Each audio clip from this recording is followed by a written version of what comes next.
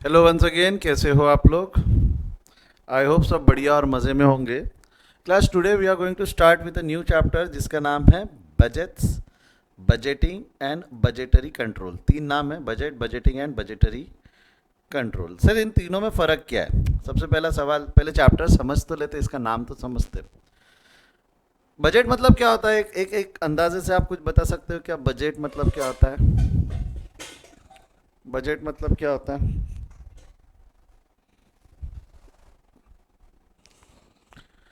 N estimation of income and expenditure. Okay, budget का बोलना है an estimation of income and expenditure. बेटा, estimation of income and expenditure ही रहेगा क्या? Can I prepare cash budget? मेरे को कितना पैसा लगने वाला है, कहाँ खर्चा होने वाला है, क्या मैं बना सकता हूँ कि नहीं बना सकता हूँ? तो थोड़ा आपने आपका क्या बोलेंगे, डेफिनेशन को प्रिसाइज कर लिया, ओपन रखो। बजट मतलब क्या है? यस, एस्टिमेशन सही है, it is an future estimation. देख, बजट क्यों बनाया जाता है? बजट क्यों बनाया जाता है, एक समझ, सिंपल भाषा में अगर तुमको मैं समझाऊँ तो बजट बनाने के पीछे का हमारा इंटेंशन क्या रहता है?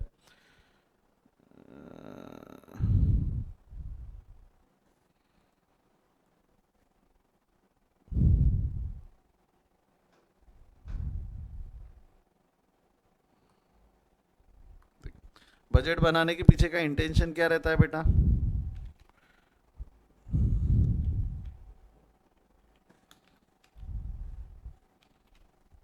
बजट हम बनाते हैं, हमारा एक ऑब्जेक्टिव है, हमको ये अचीव करना है, हमारे को ऑब्जेक्टिव है जो फ्यूचर में है। ऑब्जेक्टिव का है हमारा फ्यूचर में। ये फ्यूचर में हमको इस ऑब्जेक्टिव को अचीव करना है। Let it be anything, production करना है, इतने यूनिट का प्रोडक्शन करना है, इतना प्रॉफिट अर्न करना है, इतना एम्प्लॉयज़ हायर करना है, एम्प्लॉयज़ का हायरमेंट के लिए भी हम बजट बना सकते हैं, या इतना सेल करना है, या इतने एक्सपेंडिचर में ये काम करके निकालना है। कोई भी हो सकता है ना, बजट कुछ भी हो सकता है, बजट कोई भी, ऑब्जेक्टिव कोई भी हो सकता है। तो ये ऑब्जेक्टिव कर अचीव करने के लिए क्या बोल रहा हूँ, to achieve this objective, to achieve this objective we prepare a policy. सबसे पहले अभी हम क्या बनाएंगे? We prepare a policy. Prepare या पॉलिसी, रूल रेगुलेशन, या हम वो ऑब्जेक्टिव को कैसे अचीव कर सकते हैं उसको हम बना लेते हैं, एक पॉलिसी बना लेते हैं, and this policy is called as budget. अच्छा, ये जो पॉलिसी रहेगी, ये पॉलिसी कैसी रहेंगी? In terms of qualitative information और क्वांटिटेटिव इंफॉर्मेशन। क्वालिटेटिव इंफॉर्मेशन और क्वांटिटेटिव इंफॉर्मेशन। क्वालिटेटिव मतलब जैसा विदाउट, क्वांटिटेटिव मतलब जो नंबर्स में गिनी जाती है, क्वालिटेटिव मतलब विदाउट नंबर्स, बोथ नहीं। बजट में जो पॉलिसी रहती है ना बेटा, बजट की पॉलिसी जो रहती है वो क्वांटिटेटिव इंफॉर्मेशन रहती है। वो कौन सी इंफॉर्मेशन रहती है? क्वांटिटेटिव। क्वांटिटेटिव मतलब which can be measure. It is never qualitative, it is never qualitative, it is never qualitative. ये कभी क्वालिटेटिव नहीं रहती, ये हमेशा क्या रहती है? क्वांटिटेटिव। नारायण मूर्ति ऑर्गेनाइजेशन का एमडी है या नहीं है, वो यहाँ कंसिडर नहीं होगा। हमको ये अचीव करना है, इरेस्पेक्टिव ऑफ कौन एमडी है कौन नहीं है, हमको ये टारगेट अचीव करना है। इन टर्म्स ऑफ क्वांटिटी हम हमेशा बात करेंगे, इन टर्म्स ऑफ क्वांटिटी हम बात करेंगे। तो policy is prepared always in the quantitative terms to achieve a future object. To achieve the future object, उसको क्या बोलेंगे हम? बजट। इसको क्या बोलेंगे हम? बजट। क्लियर है क्या? इसको क्या बोलेंगे हम? बजट। आई होप आपको समझ में आया। Policy which is prepared to achieve the future object is budget. अच्छा, ये हो गया बजट। इसका ये क्या का डेफिनेशन पढ़ा अभी हमने? ये क्या का डेफिनेशन पढ़ा? Budget. What do you mean by budgeting? Budgeting, then what do you mean by budgeting? Second terminology is what do you mean by budgeting? Budgeting का मतलब क्या होता है?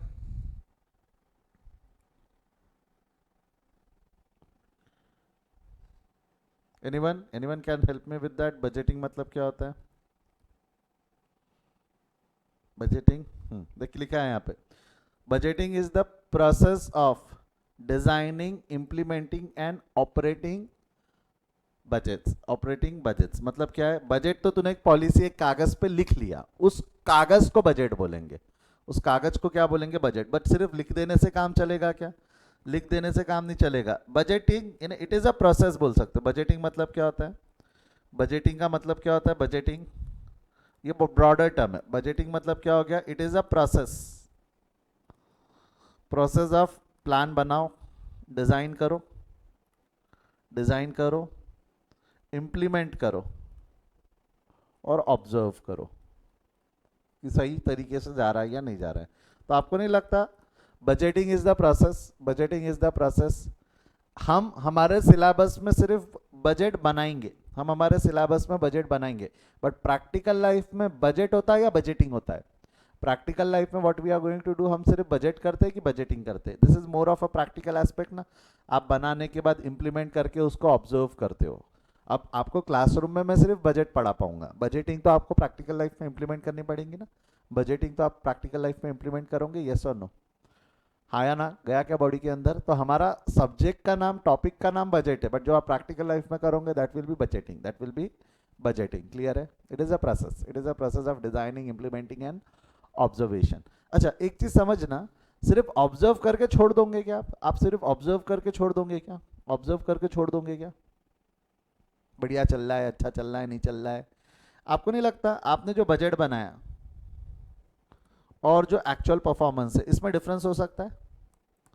बजट और एक्चुअल में डिफरेंस हो सकता है या नहीं हो सकता? जरूरी है कि जो आपने सोचा वैसा होगा? अरे आपके स्टडी प्लान का देख लो, आपके स्टडी प्लान का देख लो। अभी एग्जाम आने वाली है, हम सोचते हैं हम रोज के 4 घंटे बैठेंगे, 6 घंटे बैठेंगे, ये चैप्टर इच खत्म कर लेंगे, वो चैप्टर इच खत्म कर लेंगे। होता क्या? 4 घंटे छोड़ो, 2 घंटे ढंग से नहीं बैठ पाते हम शुरुआत शुरुआत में, बाद में बैठ जाते हो, बट शुरुआत में बैठ पाते क्या आप? तो आपको नहीं लगता आपके बजट और एक्चुअल में डिफरेंस होता है? आपके बजट और एक्चुअल में डिफरेंस होता है। डिफरेंस कोई भी रीजन की वजह से हो सकता है।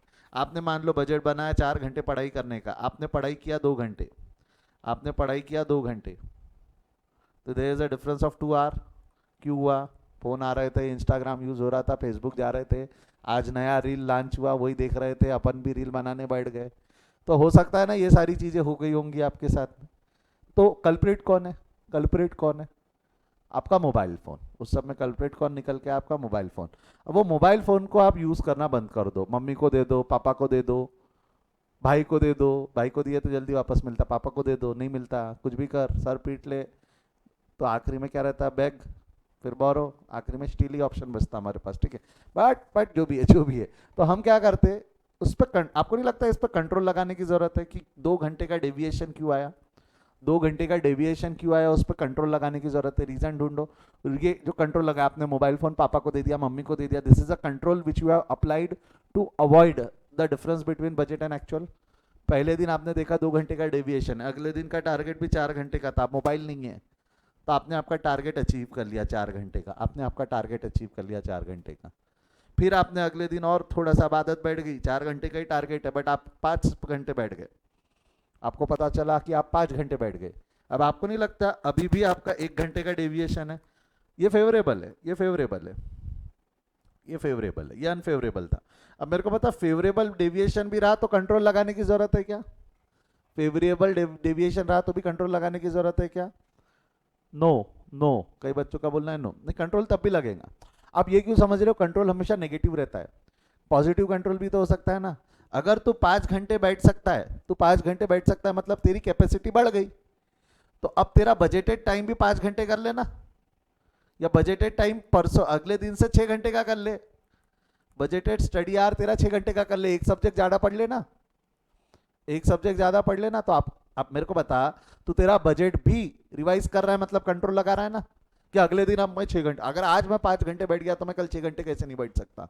तो क्या उस पर भी मैं कंट्रोल लगाऊंगा कि? That is also termed as control, that is also termed as control. तो बेटा कंट्रोल सिर्फ फेवरेबल रहेगा तब लगेगा, अनफेवरेबल रहेगा तब लगेगा, जरूरी नहीं है। फेवरेबल रहा, डेविएशन फेवरेबल रहा तो भी कंट्रोल लगता है। A positive control will apply. Control तब लगेगा जब there is a difference between budget and actual, फिर irrespective of whether the condition is favourable, whether the deviation is favourable, whether the deviation is adverse. एक बार और एक example लेते। ये example I don't know whether मैंने आपकी class में पहले लिया या नहीं लिया, ये एग्जांपल मैं हर बार लेता हूँ।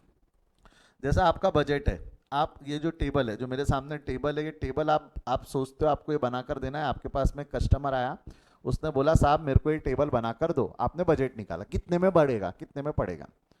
आपने बजट निकाला कि 5,000 रुपये का पड़ेगा, आपने बजट निकाला कि 5,000 रुपये का पड़ेगा, बट एक्चुअल खर्चा आपका 8,000 रुपये का हो गया। आपका एक्चुअल खर्चा 8 नहीं 9,000 का हो गया, तो आपका डेविएशन कितना हो गया? आपका डेविएशन कितना, डेविएशन है ना, डिफरेंस, डिफरेंस कितने का हो गया, 4000 का। Don't you think this 4000 is adverse, adverse या अनफेवरेबल बोल सकते हो, एडवर्स या अनफेवरेबल, हाँ या ना।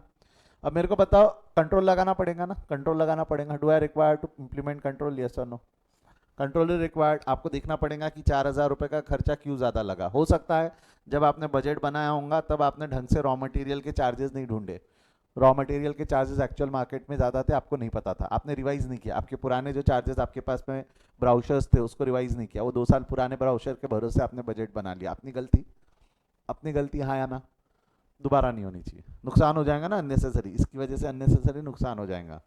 ये हो गया केस नंबर 1, ये हो गया केस नंबर 1, ठीक है, आई होप। या दूसरा और रीज़न हो सकते हैं, आप लोगों ने वेस्टेज ज़्यादा किया होगा, आप लोगों ने वेस्टेज ज़्यादा किया होगा, या प्रोसेस लंबी लगा दी होंगी जिसकी वजह से लेबर ज़्यादा लग गई होंगी।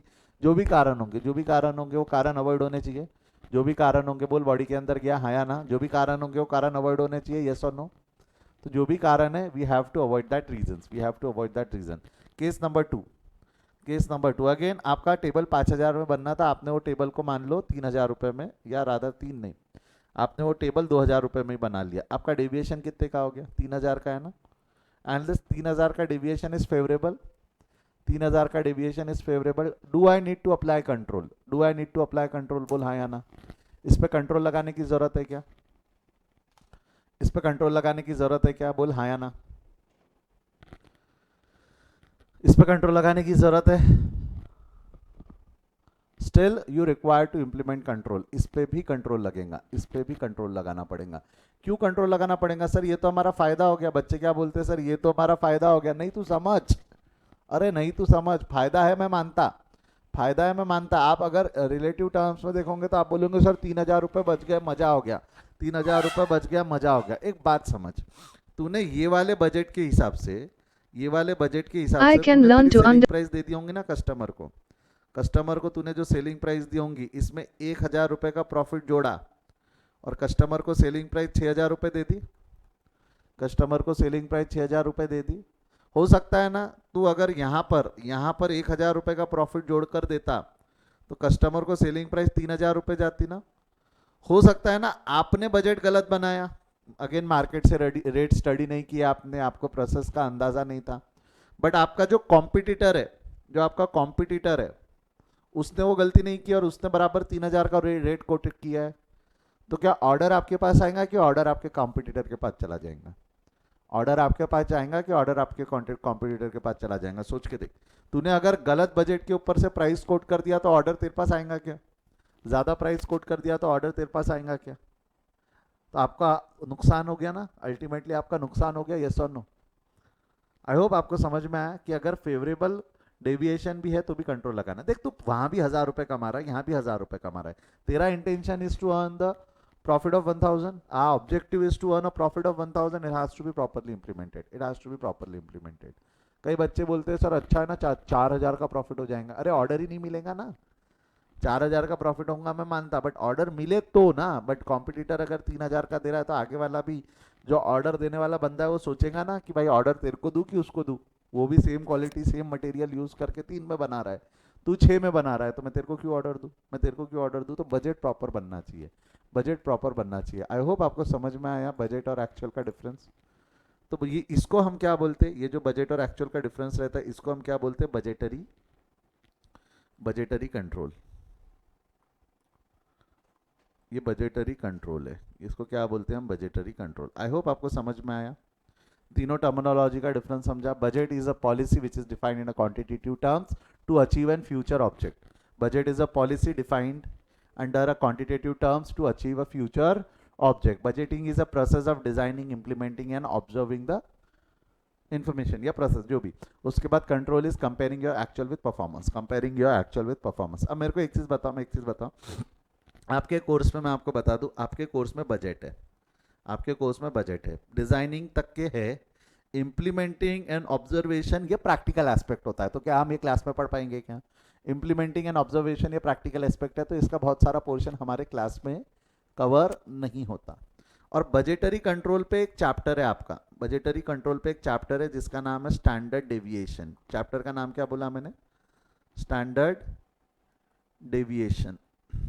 ये आपके सिलेबस में नहीं है, ये चैप्टर आपके सिलेबस में नहीं है. It is one of the chapter जिसमें हम डेविएशन किन कारणों की वजह से वो ढूंढते, डेविएशन किन कारणों की वजह से वो ढूंढते, बट वो हमारे सिलेबस में नहीं. Again they don't want you to be a cost accountant, they don't want only कि you should have a rough idea कि बजट वर्क कैसा करता है. समझा है तो थम्स अप दे दो, समझा है तो थम्स अप दे दो. हमारा प्राइमा हाँ प्राइमरी फंक्शन, हमारा फोकस जो रहने वाला है प्रिपरेशन ऑफ बजट्स पे रहेगा, यानी डिजाइनिंग ऑफ बजट्स पे रहेगा. That's it. क्लियर है? बढ़ू आगे यहाँ से, बढ़ू आगे यहाँ से. देखो बेटा पहला लेक्चर है तो हल्का सा थेरी पार्ट इसके अंदर में ज़रूर आने वाला है. हल्का सा थेरी पोर्शन रहेगा, थोड़ा संभाल लेना खुद को. हल्का सा थेरी पोर्शन रहेगा क्योंकि थेरी पे क्वेश्चंस हमारे को पूछे जा रहे हैं. तो ये मैंने आपको फर्स्ट पैराग्राफ पढ़ा दिया. एक बार डेफिनेशन पढ़ लो क्या बोला है.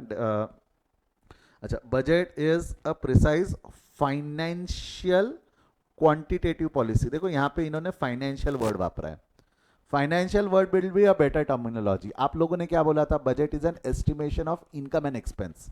इनकम एंड एक्सपेंस की जगह अगर मैंने फाइनेंशियल बोल दिया तो आपको नहीं लगता इसमें इनकम भी आ गया, इसमें एक्सपेंस भी आ गया, इसमें कैश भी आ गया? कैश बजट भी तो बन सकता है ना. इवन इसके अंदर में आपको नहीं लगता क्वांटिटेटिव पॉलिसी बोलने की वजह से, क्वांटिटेटिव पॉलिसी बोलने की, हर budget in terms of rupees ही बनता होगा क्या? जरा सोच के देख. एवरी बजट क्या रुपीज में ही बनता होगा क्या? क्या ये यूनिट्स में नहीं बन सकता क्या? क्या ये यूनिट्स में नहीं बन सकता क्या? यूनिट्स मतलब क्या ये आर्स में नहीं बन सकता क्या? जैसा आपने आपके स्टडी का बजट बनाया, आपने जो आपके स्टडी का प्लान बनाया, this is also a budget ना. स्टडी प्लान काय में बना बेटा? स्टडी प्लान रुपीज में बना क्या? स्टडी प्लान रुपीज में बना है कि स्टडी प्लान आर्स में बना है? बोल बेटा जवाब दे. स्टडी प्लान रुपीज में बना है कि स्टडी प्लान आर्स में बना है? आर्स में बना है ना. हाँ या ना?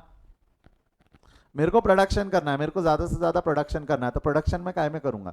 प्रोडक्शन बजट काय में बनेगा? Don't you think production budget will majorly be in terms of units? कितनी क्वांटिटी प्रोड्यूस करना है मेरे को, इतना टारगेट अचीव करना है, टारगेट अचीव करना है प्रोडक्शन का, तो that will be in terms of units, that will be in terms of units. Yes और नो? हाँ या ना?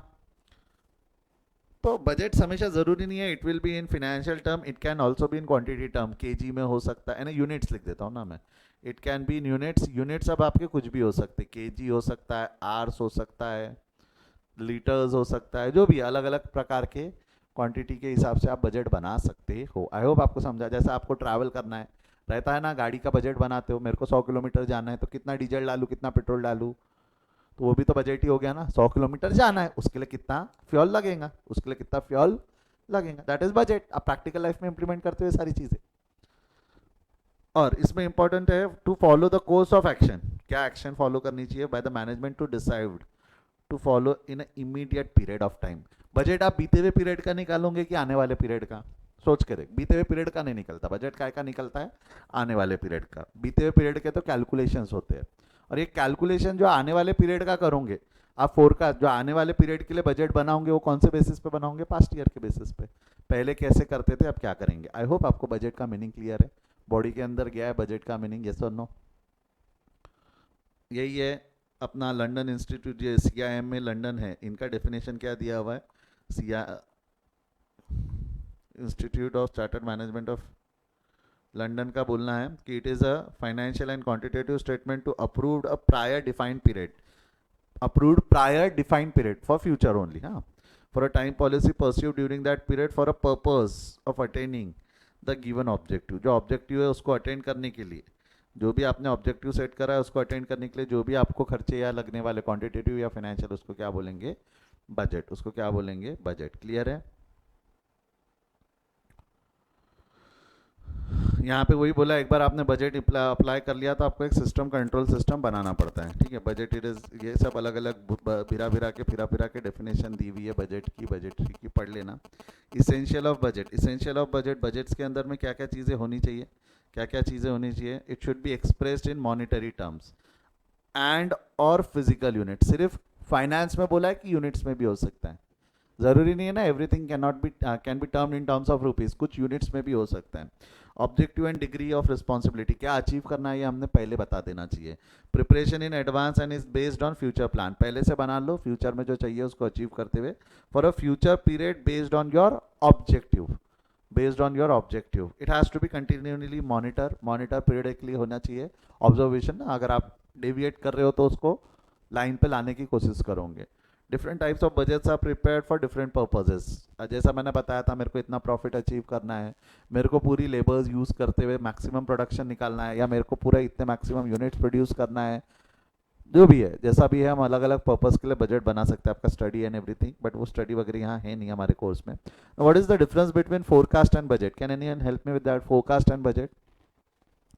फोरकास्ट एंड बजट का मतलब क्या होता है? फोरकास्ट एंड बजट, देख सिंपल टर्म्स में अगर फोरकास्ट और बजट का मतलब समझाओ, सिंपल टर्म में फोरकास्ट और बजट का मतलब समझाओ, तो फोरकास्ट इज मेरे को सीएस एग्जीक्यूटिव का अटेम्प्ट देना है जिसके लिए पढ़ाई करनी है, दैट इज फोरकास्ट। आपने सोच लिया मेरे को ये करना है, प्लान नहीं बनाया अब तक, प्लान नहीं लिखा, एक कागज पे लेके प्लान नहीं बनाया कि कितने घंटे क्या पढ़ूंगा, सिर्फ सोचा है कि सीएस एग्जीक्यूटिव की रोज पढ़ाई करनी है, आने वाले 100 दिन तक सीएस एग्जीक्यूटिव का रोज ढंग से पढ़ाई करनी है, कैसे करनी है क्या करनी है नहीं बनाया, that is forecast, that is forecast.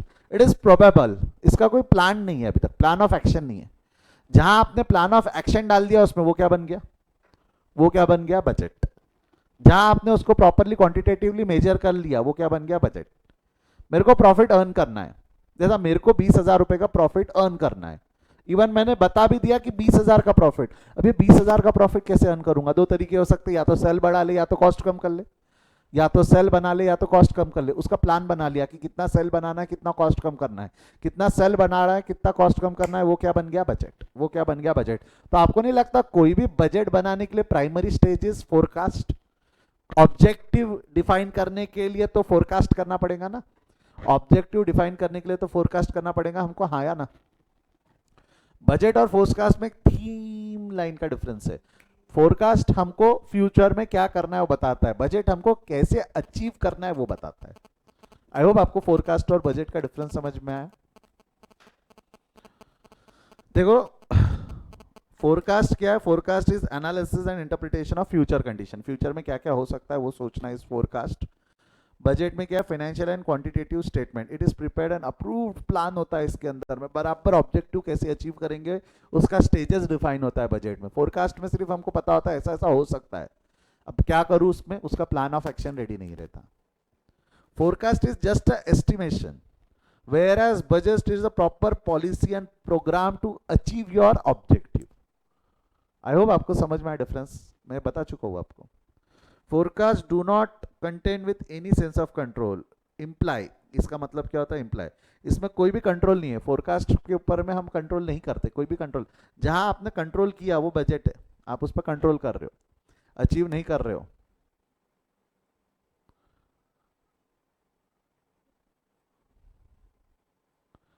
आप अचीव नहीं कर, एक मिनट, एक सवाल मुझसे पूछा जा रहा है कि सर नोट्स के बारे में क्या है, तो नोट्स आपको घर पे पहुंचा दिए गए अब तक, आपने अगर ऑनलाइन लिया है तो नोट्स पहुंचा दिए गए, नहीं तो जो सेम लिंक आप लोग अब तक वापर रहे थे, जो सेम लिंक आप अब तक वापर रहे थे वही लिंक के अंदर में वॉल्यूम 2 करके अपलोडेड है।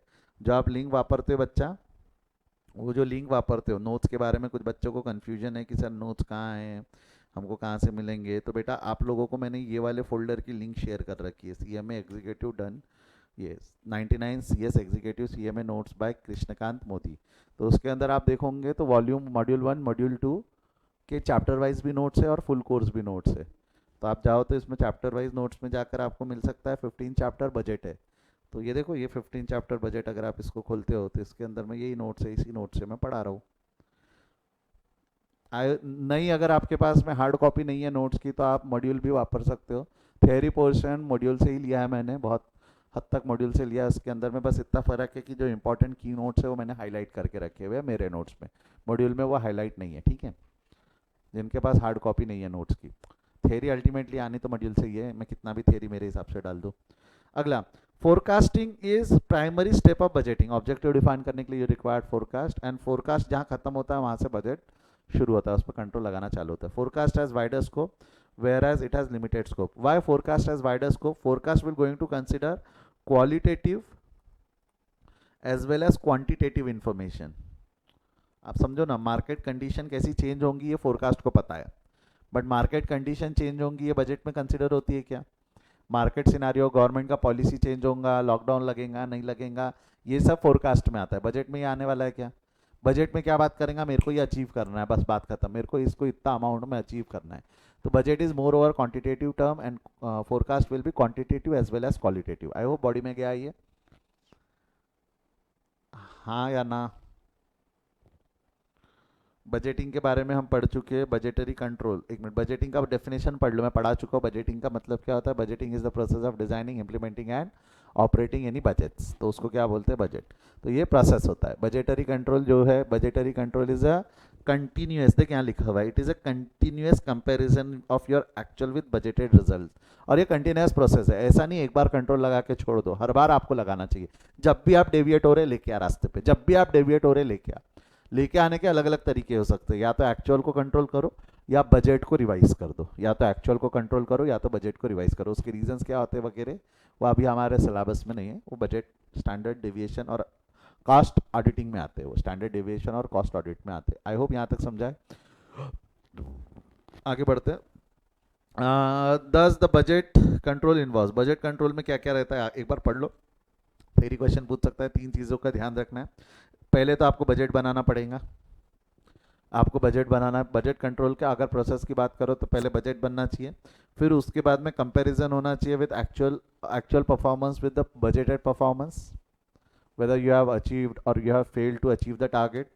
देन उसके बाद में अपने रिवीजन करना चाहिए बजट में, या ये मैं बता चुका हूँ ना आपका, it is a continuous process, it is a continuous process. ठीक है, ये वही लिखा है घुमा फिरा के, my name is Krishna, Krishna is my name, so people call मी कृष्णा। पढ़ लेना एक बार ये paragraph. What is the objective of budgetary control? What is the objective of budgetary control? Objective और स्कोप में फर्क होता है। हाँ, ऑब्जेक्टिव और स्कोप में फर्क होता है। ऑब्जेक्टिव मतलब मेरे को ये अचीव करना है। स्कोप आप लोगों ने थ्योरी में पढ़े होंगे। ऑब्जेक्टिव, स्कोप, एडवांटेजेस, डिसएडवांटेजेस, और एक कभी कभी फीचर्स देखने मिलता है। ऑब्जेक्टिव मतलब इसको कहाँ कहाँ अप्लाई, यानी हम ऑब्जेक्टिव मतलब what we want to achieve. एक मिनट में समझा देता रे बाबा। थ्योरी क्वेश्चन में ना तीन टर्मिनोलॉजीज आपको भर भर के पूछी जाती है। एक रहता है objective, objective of any process. फिर एक रहता है स्कोप ऑफ एनी प्रोसेस, एक रहता है फीचर्स। कई बच्चे ना इन तीनों चीज़ों को सेम समझते, कुछ हद तक सेम भी है, कुछ हद तक ये सेम भी है। ऑब्जेक्टिव मतलब व्हाट वी वांट, ऑब्जेक्टिव मतलब हमको क्या चाहिए, इस मेथड या उस प्रोसेस से हमको क्या चाहिए। ऑब्जेक्टिव का जब थ्योरी पूछा है तो हमको क्या चाहिए, ये हमारे हमको क्या अचीव करना है उसमें से वो चाहिए। स्कोप मतलब क्या होता है? स्कोप मतलब where we can use that purpose, you can use that process या जो भी कंसेप्ट है।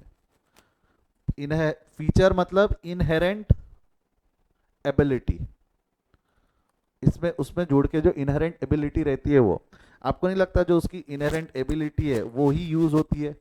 इनहेरेंट एबिलिटी जो होती है उस कंसेप्ट की वही यूज होती है to achieve on different scope. और जो ऑब्जेक्टिव होता है वो स्कोप, अगर उसके स्कोप में है तो ही ऑब्जेक्टिव अचीव हो पाएगा ना। तो क्या होता है ना, वो कई बार ना तीनों चीज़ें सेम ही होती है। कई बार आप पढ़ते हो आपको लगता है सर ऑब्जेक्टिव स्कोप और इसमें डिफरेंस क्या है। ऑब्जेक्टिव मतलब अपन को क्या चाहिए, स्कोप मतलब हम इसको कहाँ इस्तेमाल कर सकते हैं, जो कंसेप्ट हम पढ़ रहे हैं उसको कहाँ इस्तेमाल कर सकते हैं। फीचर मतलब उसको, वो जो कंसेप्ट है उसकी इनहेरेंट एबिलिटी क्या है, उसके अंदर में बाय डिफॉल्ट क्या क्या जुड़ के आता है, that is feature, that is feature. बराबर है? हाँ या ना?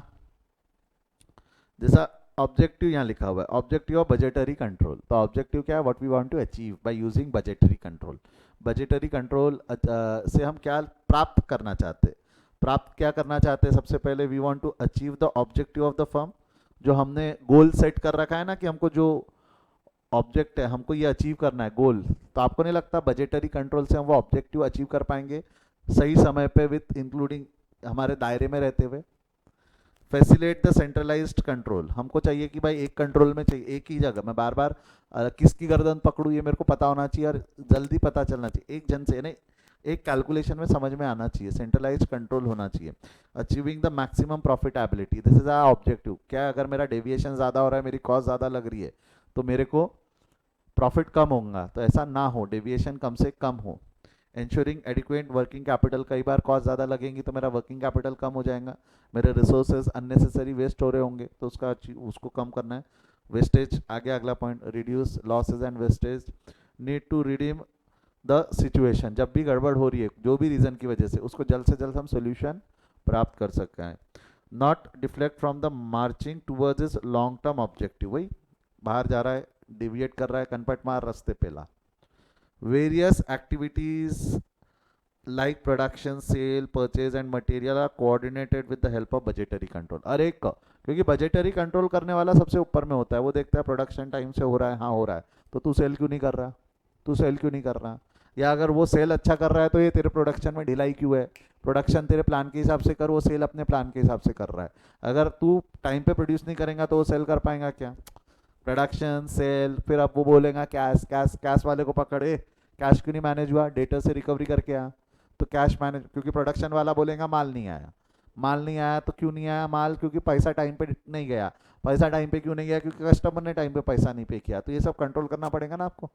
ये सारी एक्टिविटीज़ पे कोऑर्डिनेशन प्रॉपरली रहना चाहिए, तो वो एक्टिविटीज़ पे कोऑर्डिनेशन एंड कंट्रोल लाने की जिम्मेदारी बजटरी कंट्रोल में होती है, सारा बजटरी कंट्रोल में होता है। आई होप आपको ऑब्जेक्टिव समझा है बजटरी कंट्रोल का।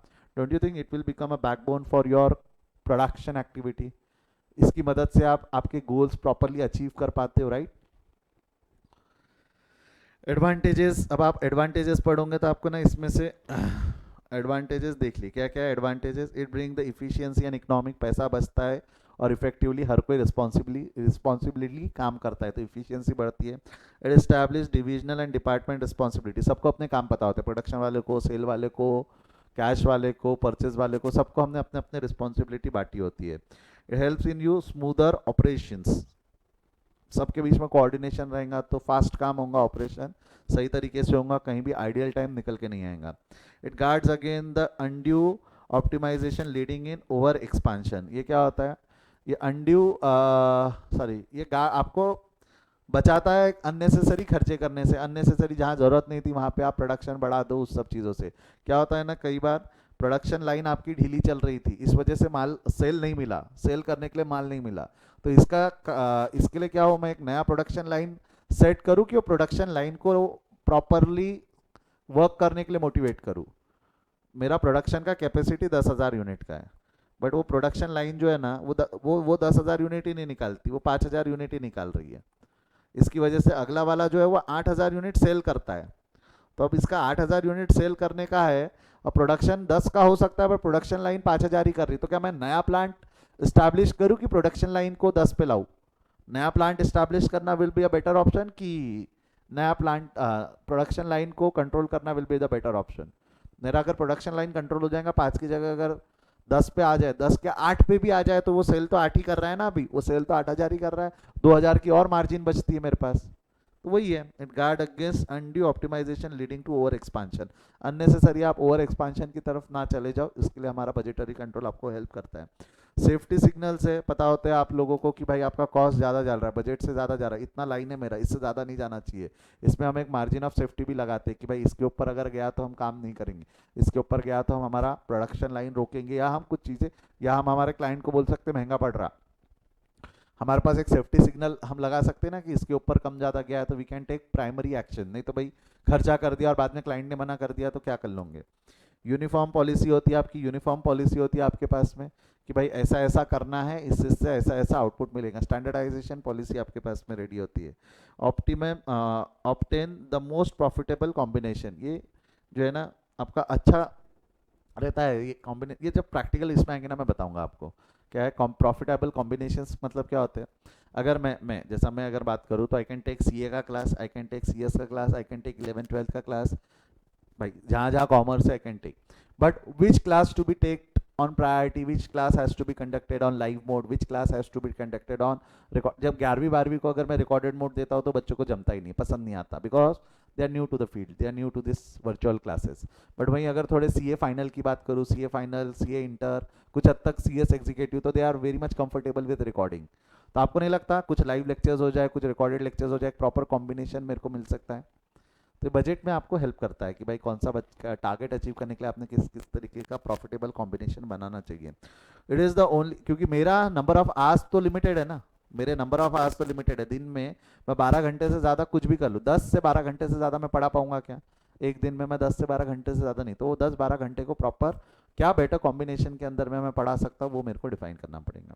It is the only means of predetermining when and what extend the financing will be necessary, कितने हद तक के पैसा लगाना है वो आप बजटरी कंट्रोल से पहले डिफाइन कर लिया, इतना ही पैसा लगेगा, इसके ऊपर मैं पैसा नहीं लगाऊंगा। Clearly define any objective and the policy of the concern and tools of periodic examination. Budgetary controls जो रहते हैं वो टूल्स देते हैं, अगर ऐसा हुआ तो क्या करना, वो हुआ तो कैसे कंट्रोल करना वगैरह, एडवांटेजेस थे। Now what are the limitations of budgetary control? Come on hurry up fast, थोड़ा फास्ट करते हैं। क्या लगता है बजटरी कंट्रोल के लिमिटेशन क्या होंगे? एक, मानो नहीं मानो कॉस्टली हो सकता है, हाँ या ना? कॉस्टली हो सकता है। कई बार रेजिस्टेंस आता है एप्लीकेशन के वक्त, इसका रेजिस्टेंस आ सकता है। पढ़ लेते हैं। Budgetary control start with formulating the budget with a mere estimate, therefore the adequate and otherwise budgetary control to a very large extent depend upon the adequacy and accuracy of which estimates are made। आपको नहीं लगता अगर आपके estimates ही गलत है, wrong estimates है, अगर आपके estimates ही गलत है तो ये उसका लिमिटेशन है। आपने बजट ही गलत बना हुआ है, बजट ही गलत बनाया हुआ है तो एक्चुअल और बजट का क्या ही कर लोगे, राइट? आई होप आपको समझा। Next budget. बेटा अनुष्का कुछ सवाल है आपका? नॉट सर्टन लिखा आपने, कुछ सवाल है आपका? मैं पहली बता रहा हूँ, फर्स्ट लेक्चर थ्योरी रहेगा ही, क्योंकि थ्योरी पे क्वेश्चंस बनते हैं, तो थोड़ा सा संभाल लेना अपने आप को, खुद को संभाल लेना। Hardly it takes 50-60 minutes to learn the theory of every chapters which we are going through. तो थोड़ा सा शुरुआत में खुद को संभाल लेना, ठीक है? I am trying to make utmost fun जितना मैं कर सकता हूँ, but you will have to, फिर प्रैक्टिकल की तरफ हम बढ़ जाएंगे, ठीक है? Budget are meant to deal with the business condition which are constantly changing, ठीक है? changing business condition, therefore the budget estimate loss much for their useful under the changing condition because there is rigidity, it is necessary that the budgetary control should be kept adequate flexible। आपको नहीं लगता constant changes in market की वजह से, constant changes की वजह से budgets पे फर्क पड़ सकता है? मार्केट में रेट ही बढ़ गया, सप्लाई कम है तो सप्लायर तो रेट बढ़ा देगा ना, डिमांड सप्लाई, उसके पास माल नहीं है तो वो रेट बढ़ा देगा। तो उसमें हमारी गलती थी कि मार्केट चेंज हो गया? हमारी गलती नहीं थी, गवर्नमेंट ने रिस्ट्रिक्शन लगा दिए, टैक्स बढ़ा दिए, तो हम क्या कर सकते, right? The system of budgetary control is based on quantitative data and represent only the impersonal appearance of to the conduct of the business activity unless it is supported by the proper management of a personal administrative। आपको नहीं लगता ये quantitative data पे focus करता है? Only quantitative data, not quantitative data. तो इसकी वजह से क्या होता है, अगर कोई चीज़ें चेंज होती है मार्केट में तो मैनेजमेंट को ध्यान रखना है कि वो क्वालिटेटिव इन्फॉर्मेशन का इम्पैक्ट इसके ऊपर में ना आए। अगर क्वालिटेटिव इन्फॉर्मेशन का इम्पैक्ट इस पे आ रहा है तो management has to apply proper control time to time। It has often been found that in practice the organization of the budgetary control system become too heavy and costly। बोला ना, budgetary control system can become too heavy and costly। ये महंगा जा सकता है, महंगा जा सकता है। Small term, small organizations के लिए it might become heavy, costly, sorry। Budget and budgetary control have given rise to very unhealthy tendencies to be regarded as solvent of all business problem। This has resulted in very lukewarm human efforts to deal with such problems and consequently the budgetary control statement ends up in failure। इसका बोलने का मतलब क्या है? ये unhealthy tendencies को इन लोगों ने वो किया है। जैसा मेरे को ये टारगेट अचीव करना है, मेरे को ये टारगेट अचीव करना है, जो एग्जांपल के तौर पे मैंने लेबर को बोला है कि आपको ये टारगेट अचीव करना है, वो टारगेट एक्चुअली अचीव होने के लिए आपको दिन में 12 घंटे काम करने पड़ेंगे। लेबर ने 12 घंटे भी काम की बट वो टारगेट अचीव नहीं हुआ, तो आपको नहीं लगता हम लेबर को रगड़ देते, नहीं कर 18-18 घंटे काम कर, सिंगल पर्सन इतना देर? तो आपको नहीं लगता ये अनहेल्दी टेंडेंसीज की तरफ हम बढ़ रहे हैं? वैसे एक्चुअल लेबर आज 8 घंटे से ज़्यादा नहीं रहने चाहिए। अपने इंडिया में 8 घंटे का तो कंसेप्ट है ही नहीं, 12-12 घंटे की लेबर काम करती है। सुबह 10 बजे आती है, 8 बजे आती है, शाम को 8 बजे जाती है वगैरह। इस तरीके से काम बहुत बहुत जगह चलता है, बहुत इंडस्ट्री में चलता है। तो वो ही है, क्योंकि we want to achieve that targets, तो हम अनहेल्दी टेंडेंसीज की तरफ जा रहे हैं। कई बार हम क्वालिटी ऑफ प्रोडक्ट कॉम्प्रोमाइज़ कर लेते हैं कॉस्ट कम करने के लिए। क्वालिटी ऑफ प्रोडक्ट कॉम्प्रोमाइज़ कर लेंगे तो don't you think that become hazardous, that become dangerous to the final user of that product?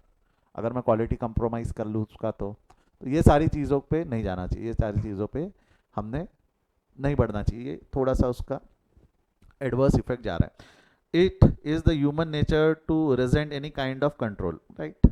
इंसान मानते ही नहीं, इन ह्यूमन नेचर है ना, कंट्रोल नहीं। कैसे तू मेरे को कैसे बोला, तू मेरे को कैसे बोला, है ना, मिल तू आर तेरे को बताता। ये इसके रहते भी बजट्स कई बार फेल हो जाते, बजट्स कई बार फेल हो जाते, तो अथॉरिटी बोल ही नहीं पाती उनको टाइम, तूने काम नहीं किया करके।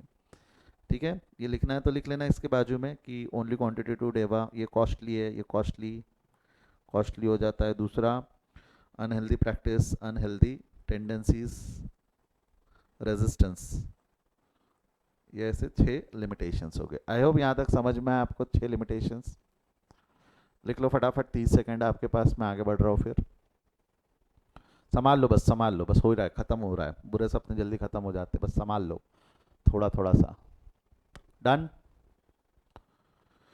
Now what are the steps in budgetary control. Budgetary control के अंदर में स्टेप्स क्या है? देखो मैंने आपको क्या बोला, बजटरी कंट्रोल प्रैक्टिकल लाइफ में इंप्लीमेंट किया जाता है, तो थ्योरी पार्ट पढ़ा दिया, बजट सो बाद में पढ़ाएंगे, बजट बनते कैसे, ठीक है। बजटरी कंट्रोल के स्टेप्स क्या क्या है? पहले ऑर्गेनाइजेशन फॉर बजट, बजटिंग। आपको नहीं लगता अगर आप बजटरी कंट्रोल करना चाहते हो, बजटरी कंट्रोल तो सेकेंडरी है ना, पहले तो बजट बनाना पड़ेगा, बजट इंप्लीमेंट करना पड़ेगा, और उसको इंप्लीमेंट कहाँ होगा? ऑर्गेनाइज, तो ऑर्गेनाइजेशन को रेडी तो करना पड़ेगा ना, यानी ऑर्गेनाइजेशन को रेडी करना पड़ेगा, मतलब जितने एम्प्लॉयज हैं उनको मोटिवेट करना पड़ेगा, हम बजट से काम करेंगे, हम प्लान प्री प्लान करेंगे, आपको काम करना है, आपकी औकात है या नहीं है उतना पैसा लगा के रखने की, या टाइम टू टाइम, क्योंकि budgetary control required an expert knowledge, एक बंदा अलग से बिठा के रखना पड़ेगा जो हमेशा वॉच रख रहा है। इट माइट रिक्वायर्ड कॉस्ट, ऊपर पड़ा ना, it might required cost, it might required expertise, तो ये सारी चीज़ों के लिए आपके ऑर्गेनाइजेशन को आपको रेडी करना पड़ेगा to achieve that defined plan. Setting up of a defined plan and your organization should also be get ready accordingly। पहले प्लान बना ले, पहले क्या बना ले? प्लान। वो प्लान को क्या बोलते हैं हम? Budget manual. वो जो प्लान आप बनाओगे उसको क्या बोलेंगे? बजट। स्टेप नंबर 1 क्या है? प्लान बना ले। प्लान मतलब क्या है? You will prepare a proper budget manual, you will prepare. Organisation में सबको रेडी भी कर लिया आपने, आपके एम्प्लॉयज़, आपके फाइनेंसेस, आपका ऑब्जेक्टिव, ये सब लाइन अप कर लिया। अब to achieve that proper objective you are going to prepare a plan, you are going to prepare a plan. तो प्लान क्या रहता है? It is a booklet specifying the objective of an organization and how it will be achieved and how it, and it will have a proper plan of the object। अब मैं बताऊँ उसमें क्या क्या रहेगा, उस प्लान में क्या क्या रहेगा। फॉलोइंग आर द सब important matters covers in that budget manual. क्या क्या रहेगा देख, सबसे पहले it will first of all it will have the objective of the organisation which we want to achieve. Profit हो सकता है, कॉस्ट हो सकती है, प्रोडक्शन हो सकता है, अलग अलग है ना, जिस भी इंटेंशन से हमने वो बनाया हुआ है। Then a statement about the functional and responsibility of each executive. सबकी रिस्पॉन्सिबिलिटी बता देंगे, इतना प्रॉफिट अचीव करना है तो सेल वाले तेरे को इतना माल बेचना है, अगर सेल वाले को इतना माल बेचना है तो प्रोडक्शन वाले तेरे को इतना माल बनाना है, प्रोडक्शन वाले को अगर इतना माल बेचना है तो परचेज वाले तेरे को इतना माल, इतना रॉ मटेरियल उसको खरीद के देना है। परचेज वाला बोलेगा सर कैश, अरे कैशियर यहाँ, कैश वाले तेरे को परचेज को बराबर टाइम टू टाइम इतना पैसा पहुंचाना है तो टाइम से डेटर से कलेक्ट करके आना। आपको नहीं लगता ये पूरा साइकिल हो गया? ये पूरा साइकिल हो गया। हमने सबको अपनी अपनी रोल्स एंड रिस्पॉन्सिबिलिटी डिफाइन कर दी।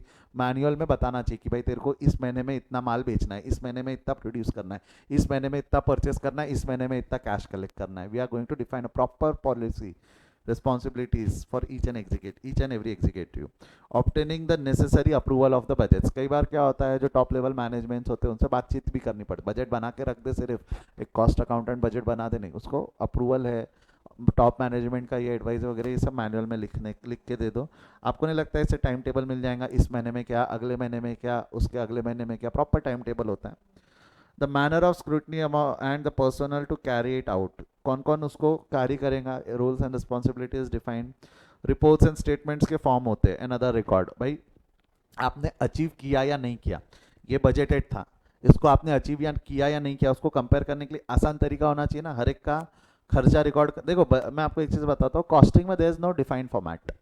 अकाउंट्स में कैसा डिफाइंड फॉर्मेट होता है, लाइबिलिटी में ये होना चाहिए, एसेट में ये होना चाहिए। लाइबिलिटी में पहले क्या, शेयर होल्डर्स फंड, फिर नॉन करंट लाइबिलिटीज, फिर करंट लाइबिलिटीज, एसेट साइड में फिक्स एसेट्स, फिर करंट एसेट्स, ऐसा डिफाइंड फॉर्मेट है। But when it comes to the costing ना, कई चीज़ों में फॉर्मेट डिफाइन नहीं है, आप अपनी सहूलियत के हिसाब से फॉर्मेट, यानी यहाँ बोला जाता है कॉस्टिंग में हमेशा एक टर्म बोला जाता है, presentation is a matter of choice. क्या बोला मैंने? Presentation is a matter of choice, जैसा चाहो आप वैसा प्रेजेंट करो, बट वो समझ में भी आना चाहिए, अगले वाले को पढ़ के समझ में भी आना चाहिए।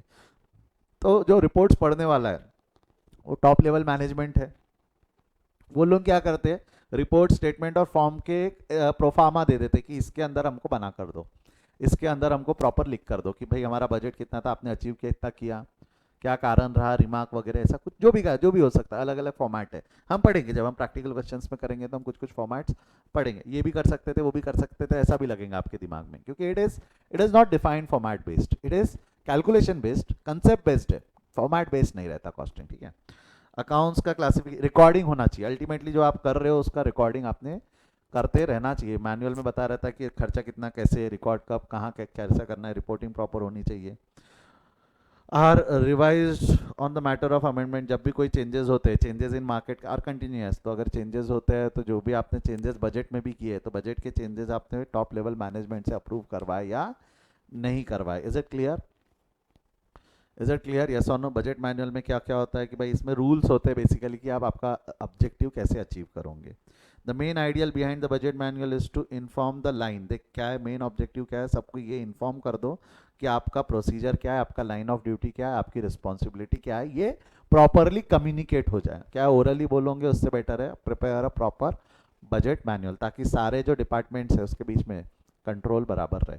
परचेस डिपार्टमेंट अपना अच्छे से काम करे, प्रोडक्शन अच्छे से काम करे, सेल्स अच्छे से काम करे, कैश डिपार्टमेंट कलेक्शन का काम व्यवस्थित करे, क्योंकि अगर एक भी फेल होता है तो हमारा प्लानिंग में गड़बड़ हो जानी है, एक ने भी फेल हो जाना है तो हमारा प्लानिंग में गड़बड़ हो जानी है। आई होप आपको समझ में आया, आई होप आपको ये समझ में आया, यस और नो? बढ़ जाओ आगे। ठीक है, अगला क्या है, advantages of budget manual. Again advantages of budget manual का क्या है, इसका फायदे क्या क्या हो सकते हैं? ये बजट बजट कंट्रोल के नहीं एडवांटेज, बजट मैनुअल जरा सोच के देख। आपको नहीं लगता वेल कोऑर्डिनेटेड प्लान आपके पास रेडी है, लिखा हुआ, वो भी रिटर्न वेल कोऑर्डिनेटेड प्लान होता है, बार बार पूछना नहीं पड़ता मैनेजमेंट के जाके। अगर कोई प्रॉब्लम आती है तो प्लान में उसका वो जो मैनुअल रहता है उसमें सॉल्यूशन रहता है, क्योंकि बात समझ, प्रॉब्लम हर बार आ रही होंगी, हर बार सॉल्यूशन क्या होगा वो सोचने से अच्छा एक स्टैंडर्डाइज सॉल्यूशन उसके अंदर में रेडी होता है। नए एम्प्लॉयज़ जो आते हैं उनको उस ऑर्गेनाइजेशन से रूबरू होने के लिए आसान होता है, क्योंकि हमारे ऑर्गेनाइजेशन में जमानों से ये चलते आ रहा है। तो नया एम्प्लॉय आएगा, मैनुअल पढ़ेगा, देखेगा हाँ ऐसा ऐसा करना है, he can implement it properly. Method and procedure become standardise, बोला ना स्टैंडर्डाइज हो जाता है, ऐसा ऐसा करना है, तो हमारा धंधा बहुत स्मूथली रन करने लगता है।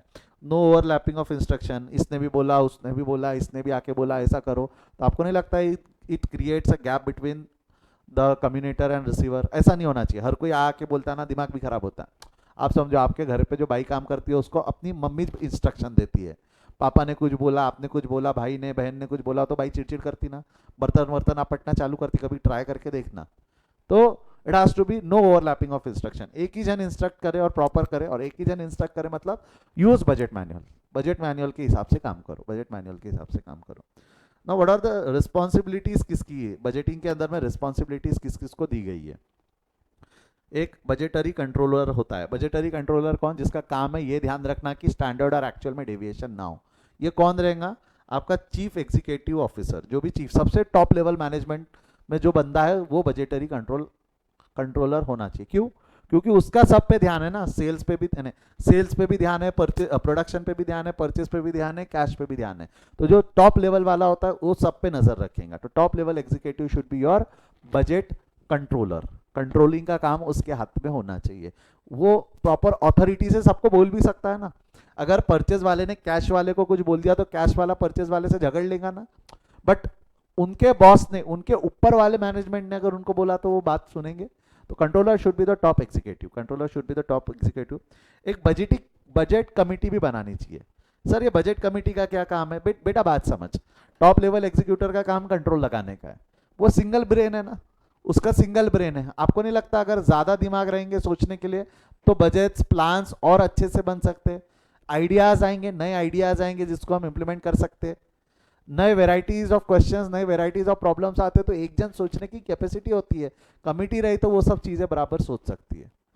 और ये बजट, और क्या होता है ना, एक सिंगल एग्जीक्यूटिव को हर प्रोसेस का आइडिया नहीं होता है कि भाई परचेस करते वक्त क्या क्या प्रॉब्लम आती है, प्रोडक्शन में क्या प्रॉब्लम आती है, सेल्स में क्या प्रॉब्लम आती है, कलेक्शन में क्या प्रॉब्लम आती है। जरूरी नहीं है ना कि वो एक सिंगल पर्सन, एक एग्जीक्यूटिव उसमें एक्सपर्ट हो। प्रोडक्शन वाले को प्रोडक्शन की एक्सपर्टी है, परचेज वाले को परचेज की एक्सपर्टी है, सेल्स वाले को सेल्स की एक्सपर्टी है, कैश वाले को कैश की एक्सपर्टी है। सबको मिला के कमिटी बना लो, डिस्कशन आके यहाँ करना आपने। तो क्या है, this budgeting committee has a representative of various functions in the organisation. जो भी अलग अलग फंक्शंस है उस सब का एक गुट बना लो बजटिंग कमेटी का, जिसके अंदर में अगर किसी को कोई प्रॉब्लम है तो वहां से डिस्कशन हो, एक दूसरे पे जूते चप्पले ना फेंके जाए। ठीक है, it helps you to coordinate in budget making. Budget making में ये हेल्प करता है, क्योंकि जब बजट बनाने की बारी आती है तो आपको नहीं पता अभी कितना क्या कहाँ क्या इशू चला था। मेरे हिसाब से मैं जब एसी रूम में बैठ के बजट बना रहा था, मैं बोला प्रोडक्शन 4 दिन में होता है, बजट वाला बोलेगा क्या पगला गए क्या, 8 दिन तो कम से कम लगते, 8 दिन तो कम से कम लगते, उससे कम टाइम में तो बन ही नहीं सकता। या ये किसको मालूम रहेगा? मुझे मालूम है कि प्रोडक्शन वाले को मालूम है। तो प्रोडक्शन वाले का होना जरूरी है ना मेरा जब बजटिंग प्लान बना रहा हूं मैं तब। हाँ या ना? पर जो सप्लायर है वो 3 महीने का क्रेडिट पीरियड देगा, ऐसा मेरे को लगता है। वो परचेज वाला बोलेगा सर रहने दो, सप्लायर 3 महीने का नहीं 1 महीने का ही क्रेडिट पीरियड देता। तो मेरे को एक 3 महीने बाद नहीं, कैश का अरेंजमेंट 1 महीने बाद करना है, कैश का अरेंजमेंट 1 महीने बाद करना है। तो प्रॉपर कोऑर्डिनेशन के साथ बजट बनना चाहिए। Budget manual should specify the responsibilities and duties of budget committee which should include the following. Budget ये जो हम रिस्पॉन्सिबिलिटी पढ़ रहे हैं, ये किसकी पढ़ रहे हैं अभी? ये रिस्पॉन्सिबिलिटी हम बजट कमेटी की पूछ रहे हैं। Receive and review the budget estimates. आपको बजट दिया जाएगा, आप उसको रिव्यू कर लो, एस्टिमेट सही है नहीं है, अचीवेबल है या नहीं है, इसका आप देख लो, बाद में नहीं बोलना। एप्लीकेशन के वक्त नहीं बोलना, हो नहीं सकता था, अभी दे रहा हूँ। प्रोडक्शन वाले सुन ले, अभी बोल रहा हूँ इतना माल प्रोड्यूस कर सकता क्या? ये परचेज वाले टाइम से खरीदेंगे, सेल वाले बेच सकता है नहीं बेच सकता, अब भी देख ले, कोई चेंजेस है तो अभी बता। रिकमेंडेशन ऑफ द डिसीजन और बजट मैटर्स, आपके अगर कोई एडवाइस, वही है ना, देख ले, तेरे को लगता है कोई चेंजेस है तो अभी बता, बाद में नहीं लेके आना। अभी चेंजेस बता, अभी हम अप्रूव कर लेंगे, बाद में वो तेरे रिस्पॉन्सिबिलिटी है to achieve. Receive and study any analysis periodic reports, पुराने रिपोर्ट्स को स्टडी करो, देखो उसके बेसिस पे आपने जो बजट बनाया है वो अचीवेबल है या नहीं। Consider and make the recommendation, उसके accordingly consider the, we are going to consider the recommendation. ये फॉलो अप है, हाँ ये एक्चुअली ये नीचे आना चाहिए था। Considering the following policies with respect to follow up procedure, ये फॉलो अप प्रोसीजर है, ये जो 3 है ना ये फॉलो अप प्रोसीजर है। ये बनाते वक्त, ये व्हेन प्रिपेयरिंग, ये प्रिपेयर करते वक्त, ये प्रिपेयर करते वक्त उसकी रिस्पॉन्सिबिलिटी है, किसकी रिस्पॉन्सिबिलिटी है? बजट कमेटी की। और एक बार प्रिपेयर हो गया तो फॉलो अप में जो भी आने वाले, एक बार अब इंप्लीमेंट होता है तो कुछ चेंजेस पता चल जाते हैं, नया नया ऑर्गेनाइजेशन होगा तो पहले दिन सब चीज़ें नहीं बताती। तो अगर इंप्लीमेंटेशन के बाद कुछ चेंजेस पता चल रहे हैं तो उसके रिकमेंडेशन लो, उसको कंसिडर करो और मेक रिकमेंडेशन इन द, वो अमेंड कर दो, फॉलो अप का प्रोसेस है। तो चार responsibility while preparing the budget है, 3 रिस्पॉन्सिबिलिटी फॉलो अप में, बजट बनने इम्प्लीमेंटेशन के बाद है, इम्प्लीमेंटेशन के बाद है। तो ये बजट कमेटी की रिस्पॉन्सिबिलिटी हो गई। समझा है? बॉडी के अंदर गया है तो थम्स अप दो फटाफट, बोलो हाँ या ना। बढ़ू आगे, यहाँ से बढ़ू आगे। 1 मिनट, हाँ 1 मिनट, इसको थोड़ा ठीक कर लेता हूँ मैं। कहाँ गया वो?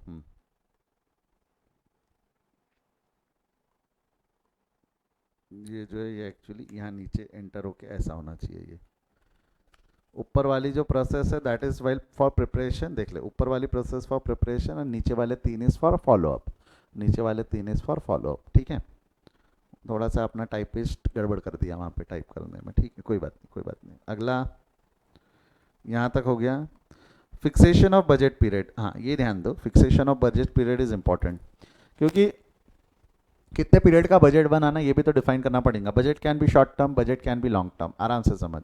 बजट एक शॉर्ट टर्म पीरियड के लिए भी हो सकता है, बजट एक लॉन्ग टर्म पीरियड के लिए भी हो सकता है। जैसा मान लो मेरे को ऐसा लग रहा है मार्केट में डिमांड आने वाली है, तो मैं मेरा मास प्रोडक्शन करना चाहता हूँ। मैं जैसा अभी बारिश आने वाली है, एग्जाम्पल के तौर पर बारिश आने वाली है, साल भर में छतरी बनाता हूँ बट बारिश आने वाली है, उसके 4 महीने 5 पहले पहले मैं मास प्रोडक्शन करूँगा। ये जो मास प्रोडक्शन रहने वाला है ये मेरा हर बार के लिए रहने वाला है, लॉन्ग टर्म के लिए रहने वाला है कि 4 महीने के लिए रहने वाला है? तो जो मैं बजट बनाऊंगा वो कितने महीने के लिए बनाऊंगा? 4 महीने के लिए। तो मैं बजट कितने महीने के लिए बनाऊंगा? 4 महीने के लिए, शॉर्ट पीरियड के लिए बनाऊंगा। बट वहीं अगर मेरे को मान लो मेरे को एक ऐसा करना है कि चलो अब छतरी का धंधा सीजनल है, छतरी का धंधा सीजनल है, तो मैं धंधा चेंज करके साइकिल का प्लांट डालना चाहता हूँ, मैं साइकिल का प्लांट डालना चाहता हूँ, क्योंकि छतरी चले नहीं चले कोई भरोसा नहीं है, साइकिल तो चल ही रही है। अब मेरे को बताओ जो साइकिल का प्लांट अगर मैं डालना चाहता हूँ तो whether to invest money in cycle plant और नॉट, इसका बजट जो बनेगा वो शॉर्ट टर्म बनेगा कि लॉन्ग टर्म बनेगा? उसका बजट का जो प्लान रहेगा वो शॉर्ट टर्म रहेगा कि लॉन्ग टर्म रहेगा? ऐसा थोड़ी है नहीं चला तो 4 महीने बाद बंद कर पाऊंगा क्या? अरे कॉस्ट ज़्यादा लग जाएंगी, उसमें तेरी कॉस्ट ज़्यादा लगने वाली है, तो उसका बजट हमने जो बनाना चाहिए वो कम से कम आने वाले 10 साल का बना के रखना चाहिए, या कम से कम नहीं कुछ तो भी 3 से 5 साल का तो बनाना चाहिए। कि मैं अगर प्लान डालता हूँ तो शुरुआत में मेरे को फिक्स एसेट्स में कितना खर्चा लगेगा, उसके बाद उसका रनिंग कॉस्ट क्या रहेगा, रनिंग कॉस्ट में कैसे अचीव करूंगा, कितना सेल करना पड़ेगा, कितना प्रोडक्शन करना पड़ेगा, ये सारा बना के रखना पड़ेगा ना। तो मैं वहाँ 4 महीने का बजट नहीं बना सकता। अगर मैं एक्सपांशन की तरफ जा रहा हूँ तो I have to prepare a budget for a longer period. तो कितने पीरियड का बजट बनाना है वो डिपेंड करता है कि आपका गोल, आपका ऑब्जेक्टिव क्या है। That will depend on your objective what you want to achieve. It will going to define कि आपका पीरियड क्या रहेगा. The period can be shorter period, the period can be a longer period. I hope आपको समझा how the period is defined. How the period is defined, yes और no. Body के अंदर गया ये, how the period definition of the period गया body के अंदर. budget period means the period with the budget is prepared and employed. The budget period will be depend on क्या पे डिपेंड करेगा, nature of the business and the costing technique to be employed. Nature of the business, आप क्या achieve करना चाहते हो, कैसे achieve करना चाहते हो, और देखो क्या अचीव करना चाहते हो. नेचर से क्या पता चलेगा क्या अचीव करना चाहते हो, कॉस्ट टेक्निक कैसे अचीव करना चाहते हो. तो उस पर डिपेंड करेगा कि whether you want your budget to be long term और शॉर्ट टर्म. देखो short term budget can be bifurcated into yearly, quarterly, monthly, daily. Whereas long term budget provide the perspective देता है ना, आप ये achieve longer period में ये करना. आप ये भी कर सकते हो, एक लॉन्ग टर्म बजट बना लो और उसके छोटे छोटे छोटे टारगेट बना लो जिसके लिए आप शॉर्ट टर्म बजट बना सकते हो. You can have a combination of long term and short term budgets. You can have a combination of long term. समझाया बॉडी, समझाया तो थम्स अप दो, समझाया तो थम्स अप दो. फिक्सेशन ऑफ पीरियड, ठीक है. अगला बजट प्रोसीजर. बजट बनाने का प्रोसीजर क्या है, सुन सुन सुन सुन एक मिनट. हाँ, I will be back in 30 second. एक बार बजट प्रोसीजर मतलब हम बजट कैसे बनाएंगे उस पर है, ठीक है. एक मिनट.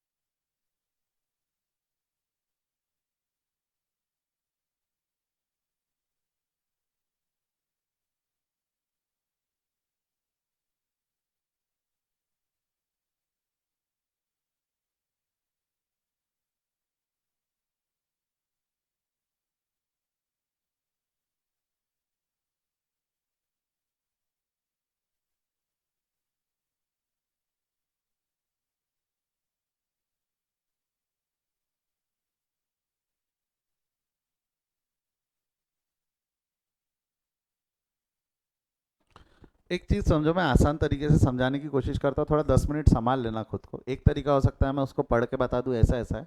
एक तरीका होता है आप खुद से दिमाग लगाओ. तो थोड़ा दिमाग लगाए एक बार खुद से, थोड़ा सा इंटरेस्टिंग बनाए. लास्ट टॉपिक है ये आज का लास्ट टॉपिक है बजट प्रोसीजर, ठीक है. कल से हम प्रैक्टिकल क्वेश्चंस की तरफ बढ़ जाएंगे. सुन, अगर मेरे को ऑर्गेनाइजेशन का बजट बनाना है तो क्या तरीका हो सकता है. मेरे को ऑर्गेनाइजेशन का ऑब्जेक्टिव सेट करना है. मेरे को क्या सेट करना है, ऑब्जेक्टिव. क्या ऑब्जेक्टिव होता है मेजरली ऑर्गेनाइजेशन का ऑब्जेक्टिव क्या होगा, ऑब्जेक्टिव क्या होगा. What will be the objective of an organisation. हम धंधा क्यों करते हैं, हम धंधा क्यों करते हैं, प्रॉफिट के लिए. बहुत ही बढ़िया. हम धंधा क्यों करते हैं, to earn profit. Main intention of earning doing the business is to earn profit. अब आपको नहीं लगता प्रॉफिट अर्न करने के लिए you will set sale target. तो सबसे पहले क्या बनेगा आपका, सेल बजट. ऑर्गेनाइजेशन में बेटा सबसे पहले सेल बजट बनता है. सबसे पहले क्या बनता है, cell budget. And that cell budget become the base for other budget. इतना माल बेचना है, इतना माल बेचना है, इसके ऊपर में अब आपके बाकी बजट्स बनेंगे ना. सेल बजट्स मिल गए तो आपको नहीं लगता सेल बजट की मदद से आप क्या बना सकते हैं, प्रोडक्शन बजट. प्रोडक्शन बजट मतलब कितने यूनिट्स प्रोड्यूस करना है. प्रोडक्शन बजट्स मतलब आप क्या बना सकते हो कि कितने यूनिट्स प्रोड्यूस करना है. हाँ या ना, बॉडी के अंदर गया क्या, ये काय में रहेगा आपका, यूनिट्स में. भाई जितना माल बेच रहे हैं आप उतना आपने प्रोड्यूस करना है. और सेल बजट काय में रहेगा, सेल बजट पहले रहेगा रुपीज में और बाद में वो कन्वर्ट हो जाएगा ना यूनिट्स में. सेल बजट रुपीज और यूनिट्स दोनों में हो सकता है. सेल बजट रुपीज और यूनिट्स दोनों में हो सकता है. बोल हाँ या ना, बोल यस और no. Production budget majorly units में रहता है, कितने यूनिट प्रोड्यूस करना है. हाँ ठीक है, यहाँ तक हो गया. अब प्रोडक्शन बजट के बाद में आपको नहीं लगता एक बजट बनेगा परचेज बजट. भाई प्रोडक्शन के लिए आपको रॉ मटेरियल परचेज करना पड़ेगा. यस और नो जवाब दे. प्रोडक्शन बजट है तो प्रोडक्शन बजट की मदद से आपका क्या बन जाएगा, परचेज बजट.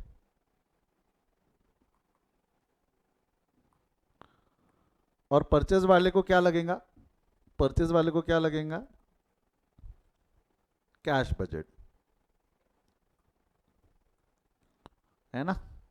तो इस तरीके से, और कैश बेसिकली डेटर से वगैरह या फाइनेंस से वगैरह कलेक्ट करके लेके आएंगे वो.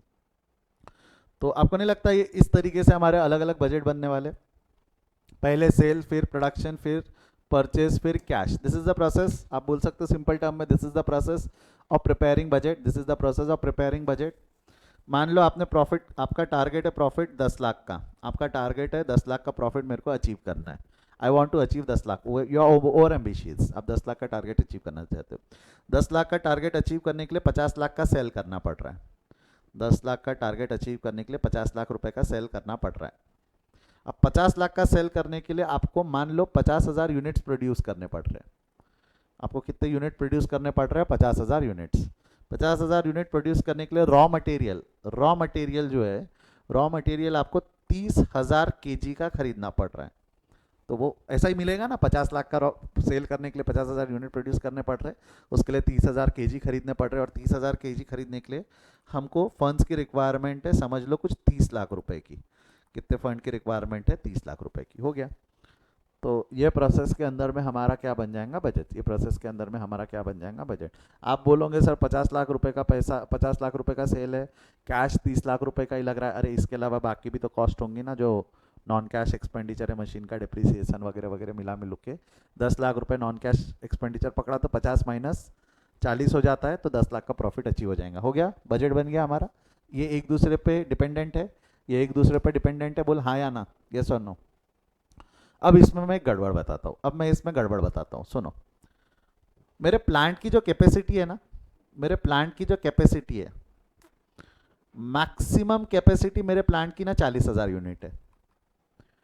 आई want to achieve 10 lakh, but मेरे प्लांट की मैक्सिमम कैपेसिटी 40,000 यूनिट्स की है. अब बोल, मेरे प्लांट की कैपेसिटी मैक्सिमम 40,000 यूनिट्स की है. अब बोल, क्या मैं 50 लाख का माल बेच पाऊंगा? क्या मेरे को 10 लाख का प्रॉफिट कमाना है, मैं 50 लाख का माल बेच पाऊंगा क्या? नहीं, मेरे को अभी भी कमाना है. देखो, इसका मतलब मैं ये नहीं बोल रहा हूँ, कि आप आपका ऑब्जेक्टिव से डेविएट करोगे ना. बच्चे क्या बोलते हैं? सर एक काम करो, अगर आपके प्लांट की कैपेसिटी 40,000 यूनिट की है तो 20% कैपेसिटी कम है, तो प्रॉफिट को 8 लाख कर लो. प्रॉफिट को कितना कर लो? 8 लाख कर लो. प्रॉफिट नहीं सर प्रॉफिट 10 लाख अचीव नहीं हो सकता. आप आपका प्रॉफिट का टारगेट भूल जाओ, आप आपके प्रॉफिट का टारगेट 8 लाख कर लो. ऐसा होगा क्या? तो बजट का मतलब क्या? मैं टारगेट से अचीव हटने नहीं वाला. मेरा लिमिटेशन प्लांट की कैपेसिटी में हो सकता है ना, मैं एडवर्टाइजमेंट ज्यादा करके महंगा बेच दूं. मेरे को 10 लाख अचीव करना है.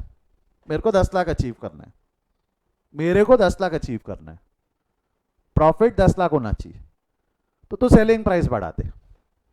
प्रॉफिट 10 लाख होना चाहिए, तू सेलिंग प्राइस बढ़ा दे. तू सस्ता खरीद के ला.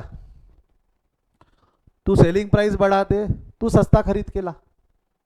समझ रहे हो क्या है? थोड़ा सा क्वालिटी में कॉम्प्रोमाइज कर लो, वॉल्यूम बढ़ा लो, सेल्स वॉल्यूम बढ़ा लो. क्या है? महंगा पड़ रहा था प्रोडक्ट, हल्का सा क्वालिटी में कॉम्प्रोमाइज करके सस्ता कर दो, और मास बढ़ा लो. आपका जो एरिया है, एरिया ऑफ रीच बढ़ा लो. प्रॉफिट 10 लाख चाहिए. तो अब आपका बजट सेल पे बेस्ड करेगा कि प्राइमा फेसी आपको पहले आप प्रोडक्शन कितना में कर सकते हो, ये आपका की फैक्टर बन जाएगा. अब आपका ये की फैक्टर बन जाएगा ना. अब आप पहले सेल्स बजट बनाओगे कि पहले प्रोडक्शन बजट बनाओगे? पहले आप सेल्स बजट बनेगा कि पहले प्रोडक्शन बजट बनेगा? क्या लगता है, पहले क्या बनेगा? पहले हम बनाएंगे प्रोडक्शन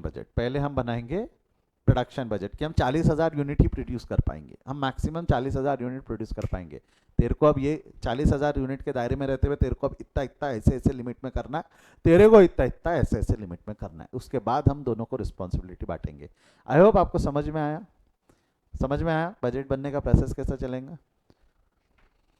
थम्स अप दो फटाफट. जरूरी नहीं है, अगर आपके पास अनलिमिटेड रिसोर्सेज है तो you can start with sale, production, purchase and cash. But अगर आपके पास में की एलिमेंट अगर लिमिटेड है, अगर आपका प्रोडक्शन यूनिट लिमिटेड है तो आप, और की एलिमेंट कभी ये भी हो सकता है ना, कैश लिमिटेड हो. 30 लाख रुपए नहीं है मेरे पास, 25 लाख रुपए ही है. 30 लाख रुपए नहीं है, 25 लाख रुपए ही है. बनाओ 10. अभी भी टारगेट 10 लाख ही अचीव करना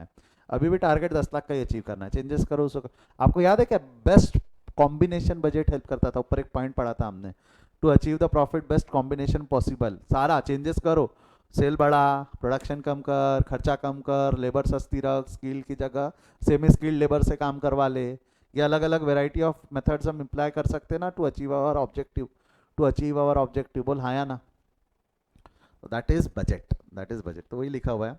अगर आपको बजट बनाना है तो सबसे पहला स्टेप है determining the key factor, that key factor which might be limited, a factor which will limit the activity of undertaking of which is to be taken in accounting। यहाँ पे हमारे को किसने लिमिट कर दिया, हमारे को किसने रोक दिया था? प्रोडक्शन ने। मटेरियल हम 10,000 से ज़्यादा का बना ही नहीं सकते थे, 10,000 से ज़्यादा का प्रोडक्शन हो ही नहीं सकता था, तो वो की फैक्टर है। वो अलग अलग भी हो सकता है, यहाँ दिया हुआ है some concerns with the key factors of sales or production, माल कम बनेगा, मटेरियल ही टाइम पे नहीं मिलेगा, लेबर काम करने को तैयार नहीं है, मशीन की कैपेसिटी नहीं है, आपके पास में पैसा कम है, तो ये अलग अलग की फैक्टर्स हो सकते हैं। पहले ये डिफाइन करो, अगर तू उसको बढ़ा सकता है तो बढ़ा ले, की फैक्टर्स को अगर तू बढ़ा सकता है या कंट्रोल कर सकता है कर ले, अगर बढ़ाना पॉसिबल नहीं है तो इसके इर्द गिर्द पूरा बजट बन जाएगा, क्लियर है? This is what mention in your first point. Examples of की प्रिंसिपल बजट फैक्टर, मटेरियल के लिए क्या हो सकता है? अवेलेबिलिटी ऑफ सप्लाई, टाइम पे रहना चाहिए, टाइम पे सप्लाई नहीं मिल रहा है तो क्या कर लोगे? रिस्ट्रिक्शन नहीं होना चाहिए गवर्नमेंट का, कई बार रिस्ट्रिक्शन होता है ना, वो कंस्ट्रक्शन के लिए रेती जो लगती है, आप नदी से रेती नहीं निकाल पाते, आपके ऊपर में रिस्ट्रिक्शंस लगा देती गवर्नमेंट। लेबर शॉर्टेज नहीं होना चाहिए, क्योंकि labour are the key resources of the organisation, material से ज़्यादा लेबर ज़रूरी है, मटेरियल तो आप दूसरा उठा के ला लोगे, लेबर की काम नहीं की तो क्या करोगे? प्लांट एंड मशीनरी इफिशियंसी, उसकी प्लांट की इफिशियंसी। बॉटलनेक का मतलब क्या होता है? जैसा प्रोसेस होती है ना, प्रोसेस, ये ए प्रोसेस है, बी प्रोसेस है, सी प्रोसेस है, जो एग्जांपल के तौर पर बॉटलनेक समझा रहा हूँ, ए बी सी, ऐसा 3 प्रोसेस से गुड्स को जाना है। ए का कैपेसिटी 10,000 यूनिट प्रोड्यूस करने का एट ए टाइम, बी का कैपेसिटी है 5,000 यूनिट प्रोड्यूस करने का, और सी का कैपेसिटी है 25,000 यूनिट प्रोड्यूस करने का। तो मैंने यहाँ से 10,000 यूनिट भेज दिए, ये कुछ भी कर लो 5,000 यूनिट प्रोड्यूस करेगा ना, ये 5,000 यूनिट ही प्रोड्यूस कर सकता है ना।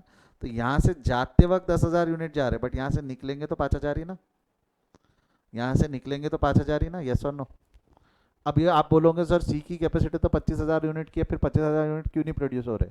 क्योंकि बी के प्रोसेस में बॉटल नेक क्रिएट हो गया, इसको बॉटल नेक बोलते रहती ना, जो बोतल रहती, बोतल ऐसी पतली हो जाती है आखिर में, ये बोतल का शेप बन जाता ना, ये यहाँ से 10,000 यूनिट गए और बाद में ये यूनिट्स कम हो गए, बाद में ये यहाँ पे आके यूनिट्स कम हो गए, तो इसको बोतल नेक बोलते। तो बोतल नेक अगर कोई है, बोतल नेक रिस्ट्रिक्शन है अगर आपके प्लांट एंड मशीनरी के प्रोसेस में, तो वो भी की एलिमेंट हो सकता है, इससे ज़्यादा यहाँ से माल ही नहीं निकलेगा, सेल्स में डिमांड लो, कई बार डिमांड कम हो जाती है, इंसफिशिएंट एडवर्टाइजमेंट, ये की फैक्टर, एडवर्टाइजमेंट करके सेल बढ़ सकती है। फाइनेंस में लॉन्ग टर्म फाइनेंस होना, short term management, lack of managerial work वगैरह। आई होप समझ में आया। इंडस्ट्री वाइज जैसा अगर हम बात करें की फैक्टर होता है, जैसा कार कितनी बेच लूंगा? जितनी डिमांड है, डिमांड ही नहीं है तो ज़बरदस्ती ले जाके घर में कार दे के आऊँगा क्या मैं? डिमांड है तो कार बिकेंगी। एल्यूमिनियम पावर मतलब क्या होता है? एल्यूमिनियम का ज़्यादातर खपत कहाँ होती है आपको पता है क्या? एल्यूमिनियम का मैक्सिमम खपत होता है आपकी इलेक्ट्रिसिटी लाइनों में, जो आपने रस्तों में देखी होंगी। क्या लगता है वो इलेक्ट्रिसिटी लाइन जो रहती है वो कॉपर की रहती है क्या? आपके घर में जो इलेक्ट्रिसिटी वायर डालते हो आप कॉपर का डालते हो, क्योंकि it is safe, it is secured. But इतने सारे वायर, कॉपर महंगा पड़ता है, एल्यूमिनियम सस्ता पड़ता था। एल्यूमिनियम की डिमांड विल डिपेंड ऑन ना कि पावर कितना सप्लाई हो रहा है, इलेक्ट्रिसिटी पावर कितना गवर्नमेंट बना पा रही है वगैरह। तो जब नए नए प्लांट्स डलते हैं, नई नई लाइन डलती है, तो एल्यूमिनियम की डिमांड बढ़ती है। तो की फैक्टर क्या है कि कितना पावर सप्लाई का प्लान है, उसके हिसाब से एल्यूमिनियम खपेगा। Petroleum, supply of crude oil raw material ही नहीं आया तो पेट्रोलियम दूंगा कैसे? कितना क्रूड ऑयल आ रहा है उसके हिसाब से बजट बनेगा मेरा। इलेक्ट्रो ऑप्टिक्स मतलब क्या होता है? जो लेजर लाइट्स पे काम, मैं लेजर लाइट बोलना गलत है, जैसा कैमरे का जो लेंस रहता है, that works on electro optic. आजकल आपको सिर्फ कैमरे के लेंस तक सीमित मत रहो, बात समझो, सिर्फ कैमरे के लेंस तक सीमित मत रहो। इलेक्ट्रो ऑप्टिक्स का और मतलब हो सकता है, आपने रडार देखा है क्या? रडार होते हैं ना गाड़ी, इसके आपके जो रडार समझते हो ना, जो फ्लाइट्स वगैरह में लगे हुए रहते हैं, फाइटर फ्लाइट्स में वगैरह लगे, वो भी इलेक्ट्रो ऑप्टिक टेक्नोलॉजी पे काम करता है। वो एक रेज भेजता है, वो रेज वापस कैप्चर करता है, तो उससे पता चलता है वहाँ कोई ऑब्जेक्ट है या नहीं है। आजकल सेल्फ ड्राइविंग व्हीकल का ट्रेंड चल रहा है, एक लडार नाम की टेक्नोलॉजी पे सेल्फ ड्राइविंग, LADAR, लडार नाम की टेक्नोलॉजी पे सेल्फ ड्राइविंग व्हीकल वर्क कर रही है। That lidar technology is electro optics. Lidar is not been use by Tesla, lidar technology is use by other companies. Tesla कोई और technology use कर रहा है, वो पता नहीं। रडार से उन्होंने लडार वर्ड उठाया, ठीक है, जो भी है। तो उसको नहीं लगता उसको ऑपरेट करने के लिए प्रॉपर एम्प्लॉयज चाहिए, स्किल टेक्नीशियन चाहिए, that will become the key factor over there. Hydro power generation यानी वो जो पानी से जनरेट की जाने वाली इलेक्ट्रिसिटी है, तो बारिश रहेंगी तो इलेक्ट्रिसिटी प्रॉपरली जनरेट हो पाएंगी। तो वो की फैक्टर्स है, you should determine the key factor first, और उसके इर्द गिर्द आपने आपका बजट बनाना चाहिए। मेकिंग फोरकास्ट, अच्छा आपने की फैक्टर डिफाइन कर लिया कि ये मेरा की फैक्टर है, अब मैं फोरकास्ट करके ऑब्जेक्टिव सेट करूंगा ना। नेक्स्ट स्टेप, की फैक्टर पहले पता चल गया, अब ऑब्जेक्टिव क्या है वो अचीव करना है। ये ऑब्जेक्टिव अचीव करने के लिए ये चीज़ें मैं कैसे यूज़ करूंगा, ये बताया ना मैंने आपको। 10 लाख का प्रॉफिट, 10 लाख का profit is my profit, forecast objective, की फैक्टर से भरोसे वो। Consider the alternative combination of forecast, अलग अलग कॉम्बिनेशन, वो अचीव करने के लिए क्या क्या तरीके हो सकते हैं, चेंज कर, ऑब्जेक्टिव चेंज नहीं होगा, फोरकास्ट वही है, उसके लिए क्या क्या कॉम्बिनेशन बन सकते हैं वो। एंड देन हम प्रिपेयर करेंगे बजट्स, फिर आप एक को टारगेट दे देंगे, एक को क्या दे देंगे, टारगेट। ये प्रोसेस मैं आपको पहले ही समझा चुका हूँ, ये प्रोसेस मैं आपको पहले ही समझा चुका हूँ, इसकी मदद से समझाया था। बॉडी के अंदर गया क्या, बजट बनाने की प्रोसेस बॉडी के अंदर गई क्या, हाँ या ना, यस और नो। देन ये अभी यहाँ से दिया हुआ है preparation and managing the various types of budgets, ये हम पढ़ेंगे कल से, ये हम पढ़ेंगे कल से। आज यहीं रुकते, आज यहीं रुकते, इसके आगे विल कंटिन्यू टुमारो, इसके आगे विल कंटिन्यू टुमारो, ठीक है। लाइव वाले रुकना 1 मिनट, कोई डाउट है अब तक, कोई डाउट है अब तक, नहीं है, चलिए bye bye, see you, take care.